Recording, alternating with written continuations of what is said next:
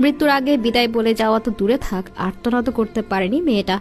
2.5 বছর আগে বিয়ে হয় সুমাইয়ার। স্বামী জাহিদ হোসেন কাজ করে স্থানীয় একটি কারখানায়। চলতি বছরের 12 মে দুজনের সংসারে আগমন হয় মেয়ে সন্তানের। অসুস্থ মেয়ে ও নাতনিকে যত্নে রাখতে নিজের কাছে এনে রাখেন আসমা বেগম। ঘটনার দিন আশেপাশের অনেকের মতো আসমা বেগমও বারান্দায় দাঁড়িয়ে দেখছিলেন আকাশে উঠতে থাকা হেলিকপ্টার। তার একটু পরে সুমাইয়া গিয়ে দাঁড়ান সেখানে। মঙ্গলবার 30 জুলাই দুপুরে নিহতের ফ্ল্যাটে উপস্থিত হন এক সাংবাদিক। মহাসড়ক থেকে নেমে প্রায় আধা কিলোমিটার ভেতরে বাইরের অবস্থান। সংবাদকর্মী পরিচয় পেয়ে অনিচ্ছা সত্ত্বেও প্রবেশ করতে দিলেন ঘরে। মহাসড়ক থেকে এত ভেতরে একটি ফ্ল্যাটের বারান্দায় গুলির বিষয়ে প্রশ্ন রয়েছে আশপাশের বাসিন্দাদের। স্থানীয়দের দাবি, হেলিকপ্টার থেকে একাধিক গুলি ছোড়া হয়েছে। বহু বাড়িতে ছাদে বারান্দায় গুলির চিহ্ন রয়েছে।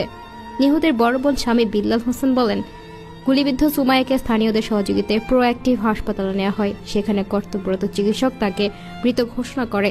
মরদেহ